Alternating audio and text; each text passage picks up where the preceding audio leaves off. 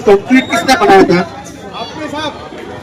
मैं आप सबसे पूछना चाहता हूँ कि तुम्हारे पैर के नीचे का कंक्रीट किसने बनाया था? हाथ उठा के बताइए, हाथ उठा के, हाथ उठा के। ये तुम्हारे सामने जो रास्ता है, जो तालाब पाली को बाजू से दिखता है, वो किसने बनाया?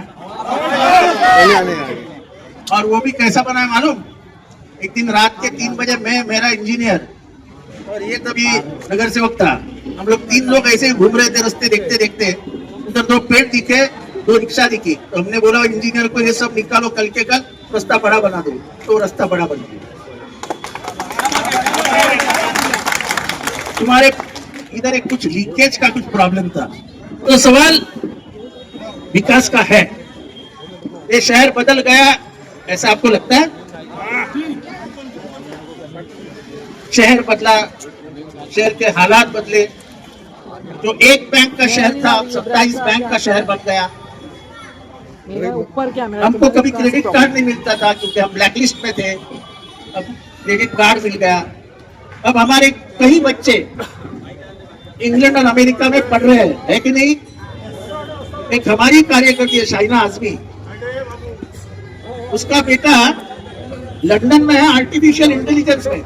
जब उसने पहली बार मुझे बोला था कि मुझे आर्टिफिशियल में जाना है और मैं करूंगा, तो मैं नीचे आके बोल रहा था क्या है आर्टिफिशियल इंटेलिजेंस, क्या बोल रहा है? आज दुनिया आर्टिफिशियल इंटेलिजेंस के लिए पागल है।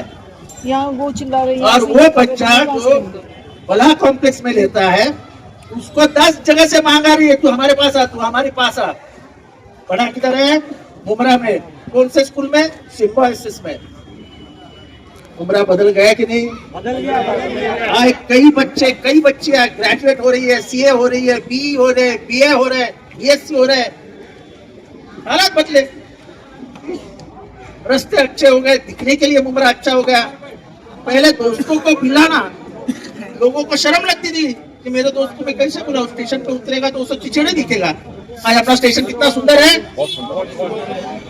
तो ये सब बदलाव आने के बाद मैं आपसे एक ही सवाल पूछना चाहता हूँ, ये बदलाव हमने लाए, ठंडे दिमाग से लाए।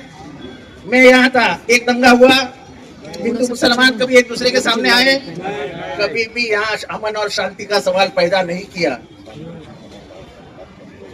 2 बजे रशीद कंपाउंड में कॉम्बिंग ऑपरेशन शुरू हुआ, रात के 2:30 बजे थे। मेरे को फोन आया, मैंने ये भी ध्यान नहीं दिया कि मैंने कपड़े क्या पहने थे।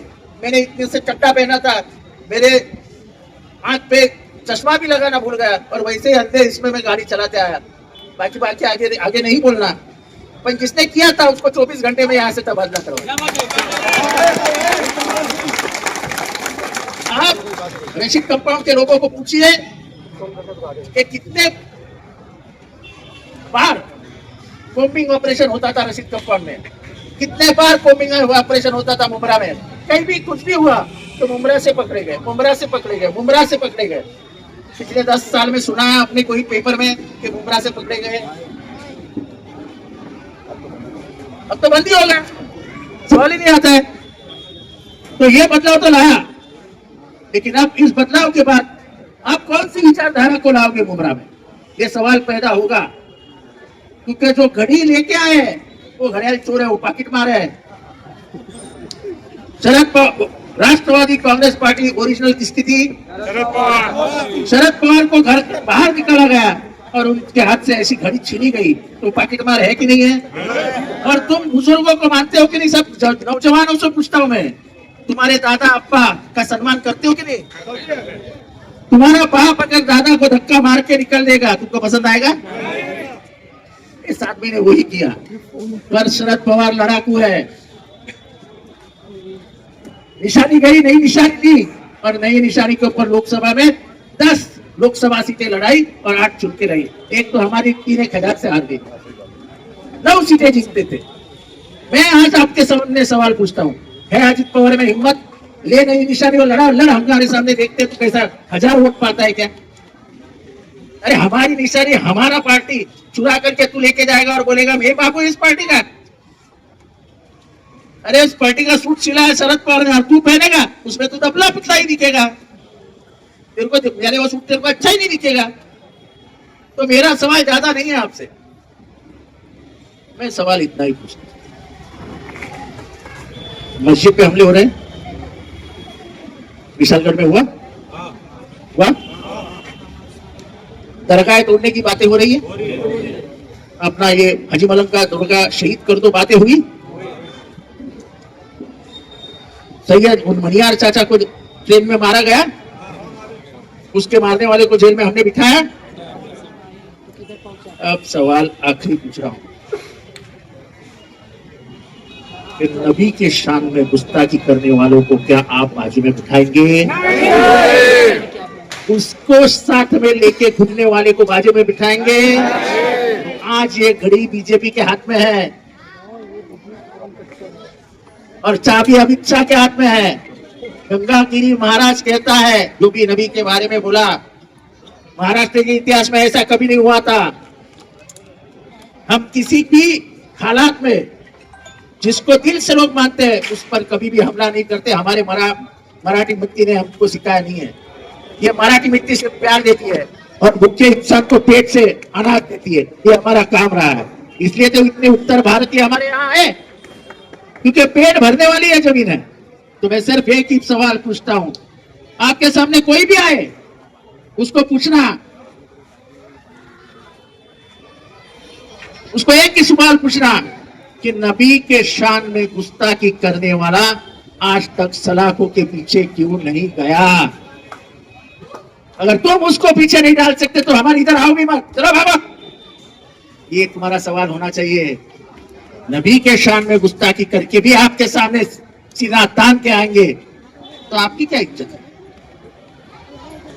तो इसीलिए जो सभी धर्मों को एक बराबर देखता है, सभी धर्मियों के लिए खड़ा होता है, जब भी आपके कुछ ऊपर कुछ हमला होता है, कुछ कोई बोलता है तो चंद आवाजें उठती है, उसमें से एक आवाज ये उठती है, चाहे मसला कोई भी हो। मेरी गाड़ी पे हमले हुए, मेरी गाड़ी पे पत्थर फेंके गए, मुझे मारने की धमकियां दी गई, मेरे घर पे लोग आके गए, मैं अपने उसूलों से नहीं हटा, मैं अपने उसूलों से हटूंगा भी नहीं। जान चली जाए वादा नहीं, जान देने वाला लाने वाला वो है, ले जाने वाला भी वो है, कौन फर्क, किसको फर्क पड़ता है? तो इसलिए ज्यादा बात नहीं करता हूं। उमरा का अच्छा डेवलपमेंट हुआ है, पर लेकिन जालिम और जुल्म इसको मत भूलना। ऊपर वाले ने, नबी ने क्या फरमाया कि मौका जब भी मिलेगा तभी जालिम और जुल्म दोनों को खत्म करो। तुमको मौका मिलेगा और तुमको हथियार भी दिया बाबा साहब अम्बेडकर ने वोटिंग का, वोटिंग करो और वो जालिम को उस हथियार से मार डालो। वोटिंग वो हथियार इस्तेमाल करो। ऊपर वाला जब तुम पूछेगा कि जब तुम्हारे ऊपर जुल्म हो रहा था तो तुम क्या कर रहे थे, तो क्या जवाब दोगे?